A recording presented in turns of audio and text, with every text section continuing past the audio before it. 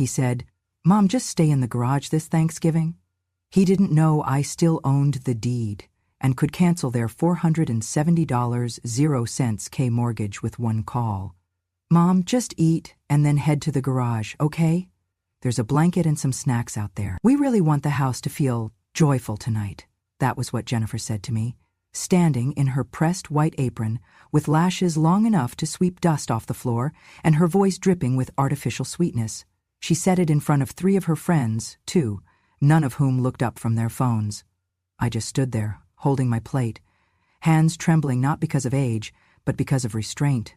Alex didn't even look up from his beer. He just muttered, "It's just one night. Mom, don't make this a thing. Please.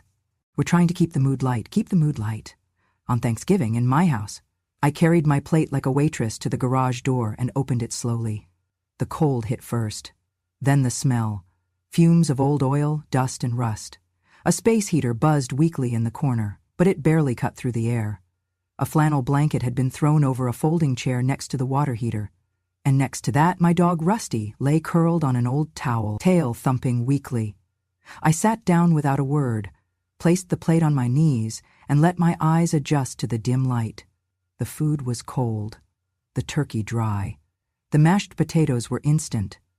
I ate slowly, quietly, each bite settling into my stomach like a weight of insult more than nourishment. I could hear the laughter through the wall, real laughter, the kind that comes with too much wine and not enough decency. Rusty put his head on my foot. "You know, I've stayed quiet a long time, years, not because I was weak, but because silence is where you learn what people really think of you, what they'll say when they think you don't matter, what they'll do when they think you won't push back.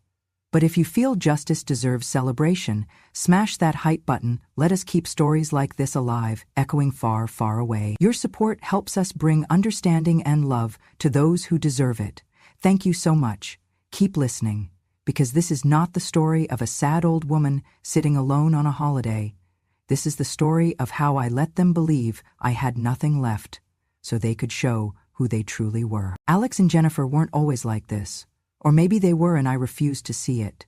When Alex lost his job 6 years ago, they came to me desperate. They couldn't pay the mortgage. Jennifer was pregnant with Ava. They had nowhere to go. I opened my door, my heart, and my wallet. I sold my gold bracelet, my mother's gift to me on my wedding day. I used it to cover 3 months of their back payments. I co-signed a refinance for them when the bank wouldn't touch Alex's credit. I gave them my house deed to use as collateral for a second mortgage because, and I quote, "No one else will help us, Mom." I fed them, housed them. I slept on the couch while they took my bed and turned my sunroom into a nursery. And when Alex got a new job and they started making money again, Jennifer decided the house was too many framed photos of my husband in uniform, too many rosaries, too many outdated wooden chairs. She began redecorating, little by little, until nothing in that house looked like me anymore. Then they said it was their turn to host Thanksgiving. I said yes, like I always did. But what they really meant was, "It's your turn to be invisible." Jennifer's Instagram said it all. Thankful for fresh starts, clean energy, and chosen family. Not a word about me. Not a word about the woman who built the very floor she walked on. You see, that's the thing about entitlement. It doesn't whisper. It announces itself like a trumpet blast, expecting you to applaud. But I didn't clap. I sat in the garage and listened. I heard Jennifer say, "I told her the garage would be quieter and she just went no fight at all. Old people really don't get how lucky they are." I heard Alex chuckle and say, "She's always been like that. Passive. Easier this way. Easier." They thought I was easy. But the thing about people like me is, we don't fight in the open. We fight with memory, with documents, with truth. And that night, while the heater buzzed and Rusty sighed, I knew something they didn't. I still held the deed, not just emotionally, not just symbolically, legally. And with one phone call, I could cancel the $470,000 mortgage they thought they controlled, because they had used my property to secure it, because they had never removed me from the title, because while they played house, I made sure the foundation stayed mine. That was the night I stopped being quiet. That was the night I stopped protecting them from themselves. I was not always the woman in the garage. Before my knees stiffened and my hair turned white, I stood in front of chalkboards for 34 years, teaching literature to students most schools had given up on. I taught them not just to read, but to believe they had the right to speak, to think, to matter. And in that old classroom, where windows stuck in summer and heaters coughed all winter, I found meaning. I could have sent Alex to a private school. We had the savings. Marcus, God rest his soul, wanted that too. But then came Kimberly. 11 years old, all elbows and big questions, living out of a shelter with her little brother. She had no coat that first December and wrote her book reports on the back of grocery receipts. I used the tuition money, bought coats, food, paid a month's rent for her mother, quietly, without ceremony. Alex never forgave me. Years later, when he learned the truth, he looked at me like I had betrayed him, like I had stolen something sacred and given it away to strangers. So I was second priority, he said. He was 17, angry, hurt, and I did not know how to explain that sometimes doing right means not doing easy. Jennifer came into our lives like a gust of expensive perfume and stiletto confidence. I tried, I did. I offered my wedding pearls for her bouquet, helped hand-stitch her veil, cooked every dish for their engagement dinner by hand. But I made one mistake, one I will never be allowed to forget. I told her once, after she snapped at the waitress for bringing the wrong wine, that being kind is more lasting than being right. She never looked at me the same. From then on, I was the fossil in the corner. The antique, the outdated voice with out-of-date values. She would compliment my cooking with the kind of smile people reserve for children's drawings. Polite, condescending, empty. She redecorated my kitchen while I was in the hospital for a minor fall, that it needed to feel fresh. Threw out the lace curtains I hemmed by hand, the ceramic cookie jar Marcus bought in 1982, even the hand-painted rooster tiles we picked on our 10th anniversary. "Too country," she sniffed. "We're going for a clean, minimalist vibe." Yet she had no problem using my china when her book club came over, or wearing my vintage brooch on Thanksgiving, or stretching out on the couch Marcus built with his own hands when she was tired. The hypocrisy did not end there. She called my teapot witchy, my quilts smothering, said I dressed like an ad for depression, but when her friends asked about the cozy charm of the home, she'd say, "Oh, we kept some of his mom's touches, for the character." Character. That is what I had been reduced to, a backdrop, a branding prop. Never mind that the mortgage on this house, this very house, was saved by my retirement fund when Alex lost his job in 2008. Or that the second time he nearly went under, I sold my wedding bangles, gold, passed down from my grandmother, to clear his debt. They were married, struggling and humiliated. They moved in. I made room. Now I was just in the way. But make no mistake, memory is not soft. It sharpens, hardens, cuts through even the glossiest filters and fake smiles. And friends, if you feel justice deserves celebration, smash that hype button. Let us keep stories like this alive, echoing far, far away. Your support helps us bring understanding and love to those who deserve it. Thank you so much. Keep listening. The irony? Jennifer once laughed in front of her influencer friends and said, "You can always tell old money by the ugly furniture." She was sitting in my mother's rocking chair. They sipped wine, chilled in my icebox. They staged Instagram photos on the very porch I power washed with arthritic hands. But to her, I was an inconvenience, a whisper in the wrong aesthetic, a flaw in the filter. Alex no longer called me Mom when friends were around. I was Anne, as if being his mother had expired when I stopped paying for things. But I remember all of it, and if they think garage walls and silence will erase that, they have much to learn, because the past does not fade. It waits, it listens, and sometimes it fights back, quietly, patiently, but with precision. I did not expect it, not that night, not while I sat in the garage eating turkey cold enough to crack teeth and listening to their laughter drift in through the walls. But later, when the dishes were done and the guests had gone, I heard their voices through the thin garage walls. "You get the lawyer on Monday. Johnston, the one who helped with my aunt's guardianship," Jennifer said. She sounded calm, precise, terrifying. They were standing in my kitchen, my own kitchen, where I had cooked for decades, Jennifer continued, softer.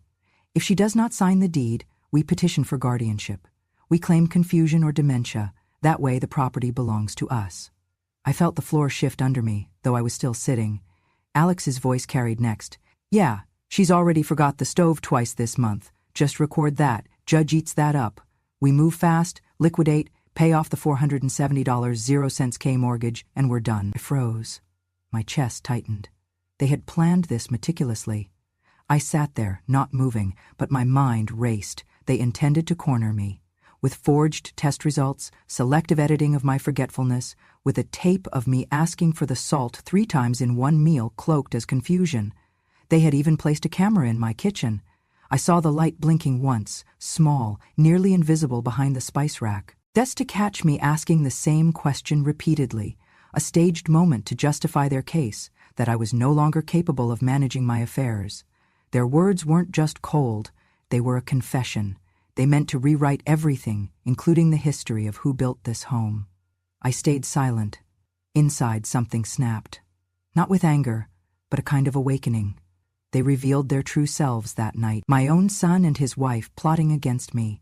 The woman who had sheltered them in the storm. The woman who sold her wedding gold to keep them afloat. They called this a home, but it was a battleground. And I had lived it with grace for decades.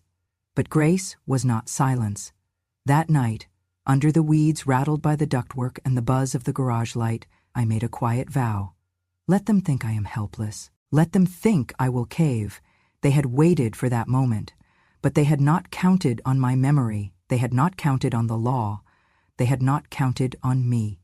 Because when the time comes, the person who built the foundation still holds the keys, even if they are told to sit in the dark. And I am still holding mine. I could not confront them yet. Their plan was too sharp, too well rehearsed. So I chose another weapon, silence, backed by law. I called Mia, my old student from 30 years ago. She had once said, "You saved me, Miss Anne," when she was facing expulsion for suspensions I coached her through. She is now an estate lawyer, nimble and fierce. Mia arrived one afternoon while Alex and Jennifer were at a seminar in Dallas. I told her everything. The garage dinner, the hidden camera, the script for dementia. She listened, nodded, and opened her laptop. That house, she said quietly, is prime for asset protection. We'll turn it into a charitable trust. I did not ask questions. I knew what that meant. No sale, no hijacking. Even if they got guardianship papers stamped, the law could shield the home, layer upon layer, until they tapped out. We filed paperwork. We created the Veterans Legacy Home Trust, named in honor of Marcus and the teachers of color I once taught. The house became the corpus of a nonprofit trust, with me as the appointor and Mia as successor trustee. Paperwork clearly stated no conveyance, sale, encumbrance, or transfer, unless signed by the grantor, that is me, in the presence of 2 independent witnesses. Then the twist. Even if a court declared me incapacitated, the trust remained intact and immune. Guardianship gives control over person or finances, but not over an irrevocable trust created while the grandfather was still capable. It's a known protective structure, favored in asset law for exactly this reason. So even if Alex or Jennifer petitioned for control, they'd find themselves staring at a legal maze with no exit. I continued my routine. I baked pies, patched old clothes, hummed hymns in the afternoon. Alex came in and asked for spaghetti. I served it. Jennifer said, "Thank you, that was super." I smiled and added, "You're welcome." But underneath I was changing the locks, not with bolts but with statutes. The trust would be enforced by law, not by force. Then one afternoon, when they were again planning in the living room, Mia called to say the certificate had arrived. It was real. Filed, recorded, notices to the Attorney General, the works. The trust was active. That night the garage felt different. Not lonely, but expectant, like the house itself knew I had laid a trap, like every board and beam stood straighter in pride. Anne would fight, silently but with blueprint clarity, and when they finally sought the deed to foreclose or to claim guardianship, they would find the fortress already built. Because sometimes the strongest defiance is not noise, but paperwork, precision, and patience. They called it a friendsgiving. Jennifer's term, not mine. She spent days planning, color coordinating the throw pillows with the napkin rings, hiring a florist for something called a tablescape. The house smelled like cinnamon candles and curated perfection, but nowhere in her plans was I mentioned. Unless you count the note she left on my door that morning. A soft knock, then paper sliding under the crack. No words, no eye contact, just this. Please wear the beige apron during the event. Stay near the kitchen. We'll call if we need help with the kids. Try not to interrupt the live stream. I held the note like it might sting. Beige apron. Near the kitchen. Help with the kids. Not a guest, not even family. Just a silent, faceless presence, a prop in their performance. By noon the guests arrived. Young couples, filtered and filtered again, the kind who say, "We're manifesting a wine sponsorship," and mean it. Every laugh was half a decibel too loud. Every compliment sounded like a Yelp review. The air reeked of artificial gratitude. Jennifer wore cream silk and a permanent smile. This home, she declared during her introduction, has so much history. It belonged to Alex's mother, who now lives with us and helps out. She's sort of our built-in childcare/kitchen angel. I stood frozen, just out of frame, my beige apron crisp against my Sunday dress. No one looked at me. I wasn't meant to exist beyond the margins, until one woman, tall, glossy hair, teeth too white to be real, wandered into the kitchen and spotted me arranging the pie trays. "Oh," she gasped, surprised. "You must be the housekeeper. Jennifer is so lucky." "Here," she smiled and pressed a folded bill into my hand. "Happy holidays, sweetie." It was $5. I did not correct her. If you feel justice deserves celebration, smash that hype button. Let us keep stories like this alive, echoing far, far away. Your support helps us bring understanding and love to those who deserve it. Thank you so much. Keep listening. Later, during dessert, I stepped into the dining room just to remember what a real Thanksgiving used to look like. That was my mistake. "Mom," Jennifer hissed, rushing over with a camera in her hand, "can you please stay out of the background? We're live streaming, and the lighting's not flattering." I stared at her. "I mean, the apron's cute and all," she added, forcing a laugh. "But it's giving Downton Abbey meets thrift store." One of her friends chuckled. Another whispered, "Did she just come out of the pantry?" I tried to turn, to leave with some dignity, but then Alex chimed in. "Come on, Mom, it's just a few hours. Don't make it weird, everyone's watching." As if I was the one disrupting their carefully edited illusion. And then Jennifer, with her flawless makeup and flawless malice, looked me up and down and said it. "Well, no offense, but you do kind of look out of place. Maybe stick to the kitchen? The vibe's more youthful out here." I didn't move.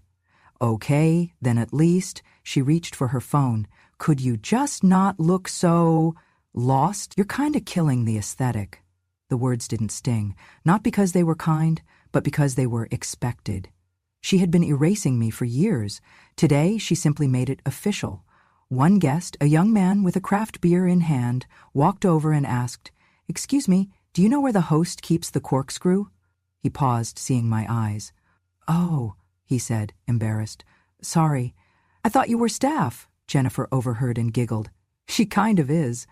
Another laugh, another sip, and then the final humiliation. The doorbell rang. Jennifer rushed to answer it, greeting two influencers who arrived with a ring light and monogrammed wine bottles. "This is the content crew," she squealed. "They're doing a segment on our 3 generations, 1 table feature. Isn't that cute?" But when the camera panned across the table, she blocked me with her body. "Let's get the kids on this side," she said quickly. "Anne, can you help with the pie in the kitchen?" I didn't respond. I stood there, beige apron tight around my waist, in a house I built, surrounded by strangers taking pictures of a life I no longer recognized. The camera passed me like I was a coat rack. I took a seat in the far corner, near the dog's bed, next to the utility shelf stacked with Jennifer's seasonal decor bins labeled Spring Mood and Fall Cozy. They had assigned me a folding chair. No placemat. No name card. Jennifer had made place cards for everyone else, even the kids, but not me. I watched them eat. I watched my son smile for the camera. I watched my granddaughter recite a TikTok dance between bites of turkey. And I remembered a different Thanksgiving, the year Alex got his acceptance letter. He ran into the kitchen screaming, waving the envelope, and I dropped the sweet potatoes in joy. Marcus lifted him off the ground and spun him around. We had no money that year, just casseroles, laughter, and a pie that collapsed in the oven. But it was real, not performative, not sponsored, not live-streamed to strangers for validation. After dinner, as guests trickled out, Jennifer leaned over and whispered, "Thanks for staying quiet. Really, you're getting better at knowing your place." Then she laughed and walked away. But I did not cry. I did not protest. I just watched her. Every movement, every lie, every friend who left lipstick on my wine glasses, I watched and waited. Because a house isn't just wood and walls. It's memory, it's witness. And sometimes, when you are treated like furniture, like background noise, you become the one thing they forget to fear, a silent observer, one who remembers everything, and one who's already made the call that will unravel it all. The last candle hadn't even burned halfway down when the knock came at the door. It was sharp, firm, and far too official sounding for a holiday visit. Jennifer frowned, irritated. "Alex, get that. I didn't order anything." Alex opened the door and found a man in a navy suit, holding a black leather portfolio. His voice was calm, but carried weight. "Good evening. Is Mrs. Ann Whitmore present?" Everyone paused. I rose slowly from my folding chair in the corner, where I had just watched the last round of selfies with cranberry sauce. "I am Ann," I said. The man nodded with great care. "Ma'am, my name is Howard Reese. I'm with the Texas Department of State Historical Preservation. I'm here regarding a final designation." He stepped inside. The entire room stilled. Jennifer blinked, uncertain. A few guests leaned in, phones already out. Mr. Reese opened the folder. Effective immediately, this home is hereby recognized as a registered Texas historic property under Code 8.5 of the State Preservation Statute. Designation number TX 879 DG. He glanced at Jennifer, then at Alex. "This means the structure, land, and primary fixtures are protected by state law.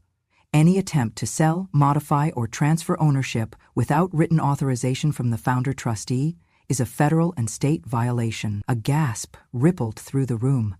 Jennifer stepped forward, stammering, "Wait, I don't understand. This is our house. We live here. We've been—" Mr. Reese turned to me. "Ma'am, per state records, you submitted the initial application 2 years ago and followed through with historical documentation, including your late husband's war records, your teaching legacy, and the preservation deed filed last quarter. I'm here to deliver this in person." He handed me a plaque. It was heavy, beautiful, etched with gold. Whitmore Home, Texas Historical Legacy Site. Established by Veterans Legacy Trust. Jennifer's face lost all color. Alex looked like he had swallowed glass. And then, because fate has an impeccable sense of irony, one of the guests gasped again. "Oh my God, is this being recorded?" They were live streaming. Right then, right there, the whole dinner, including this moment. Jennifer's camera had been propped on a tripod, angled toward the table, and the feed was still rolling. Tens of thousands were watching. Someone said, "Check the comments, this is blowing up," and then, right on cue, Jennifer broke. She stepped toward me, face flushed with panic, and hissed, "This isn't fair! You tricked us!" Then louder, "I don't care what kind of vet he was, this is my house now!" The room went silent, the silence of an earthquake about to begin. Even Mr. Reese looked stunned. Jennifer kept going, unraveling before a live stream audience of thousands. "I don't care if her husband fought in 5 wars. That woman has been a burden from the second I met her. I've done everything in this house, every renovation, every dish, every dinner. And now what? She gets to hand it over to some dusty history club?" Someone's phone dinged with a news alert. Viral clip. Texas woman explodes after historic deed protects elderly mother-in-law's home. Within minutes, it spread like a spark to dry grass. The comments were brutal. She called her MIL a burden on Thanksgiving, protect grandma at all costs. Imagine using someone's house for clout and then screaming when you can't sell it. One commenter wrote, "I hope she chokes on her beige aesthetic." Another, "Lady forgot the house came with a foundation. Built by love, not Pinterest." Jennifer fled to the bathroom. Someone followed her with a phone. Alex stood frozen. He turned to me with wide eyes and a whisper of something that might have once been shame. Mom, what did you do? I looked at him, really looked. You called me forgetful, I said. You plotted behind my back. You tried to declare me incompetent. I held up the plaque. This is my home, my legacy. You just live here. No one applauded, but no one needed to. I had taken back the ground beneath their curated feet. With law, with love, with timing. They had tried to erase me from the picture. Now they would be remembered forever as the ones who tried to evict a veteran's widow, live in front of the whole nation, and I would be remembered as the woman who did not leave the table, even when they begged me to disappear. Justice has a funny way of arriving. It does not kick down doors. It doesn't always wear a badge or bang a gavel. Sometimes it arrives in quiet emails, closed-door meetings, and HR memos marked urgent. Jennifer lost her job 2 days after the live stream went viral. The school board called it a violation of ethical conduct unbecoming of an educator. Their statement was concise: no place in our classrooms for those who publicly demean the elderly, especially veterans' families. They offered her a severance package if she agreed to resign without protest. She refused. They fired her anyway. The influencer deals dried up next. No more sponsored skincare sets. No more collaborations with farmhouse decor brands. Screenshots of her tantrum had gone everywhere. The screaming, the red face, the shriek of "This is my house," replayed with captions and laughing emojis. They called her Thanksgiving Karen. Alex didn't fare much better. Turns out, when you list your home on the market while trying to stage a fraudulent transfer of title, certain brokers get nervous. Their agent filed a claim for breach of contract and legal misrepresentation. A judge ordered Alex to cover the fees. That alone would have sunk them. But the IRS was next. The viral attention unearthed more than shame. It uncovered side income they never reported, gifts from unregistered consulting gigs, unreported loan forgiveness from Jennifer's mother, even past due tax filings for a podcast that Alex claimed never made money. It did. Now he was under audit. Now they were afraid. They received official notice from the state trust administrator that their residency in the home was temporary at the sole discretion of the founder. That founder was me. Mia filed the revocation order on my behalf. They had 30 days to vacate. No appeal, no negotiation, no loophole. Their bank account had just enough for a deposit on an apartment, but every application came back denied. Background checks linked them to the viral video. Some landlords outright laughed. Jennifer broke down one night in the hallway. I found her curled against the linen closet door, mascara running, fists clenched. "Please," she whispered. "We don't have anywhere else." Alex stood behind her, arms crossed, eyes red but dry. "Mom, we screwed up. We know that. But you don't want your grandkids out on the street, do you?" I looked at him for a long time.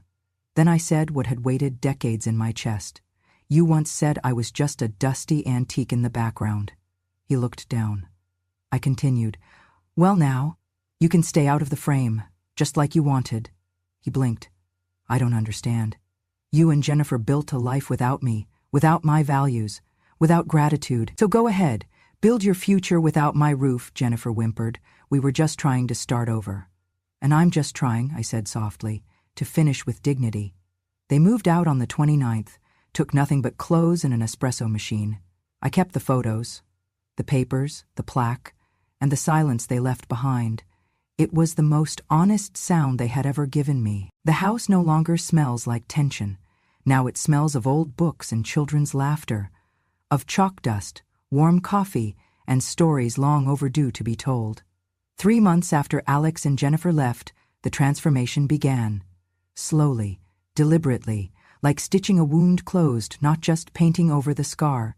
Mia helped me file the final paperwork to convert the property into a registered community space. We named it the Whitmore Legacy House, a learning center, open reading room, and rotating exhibit space honoring veterans, teachers, and forgotten history. Local volunteers came, with paint, shelves, folding chairs. Someone donated a projector for free movie nights. Former students dropped off yearbooks and medals and photos from field trips they said they never forgot. Every Wednesday we hold ethics and empathy sessions.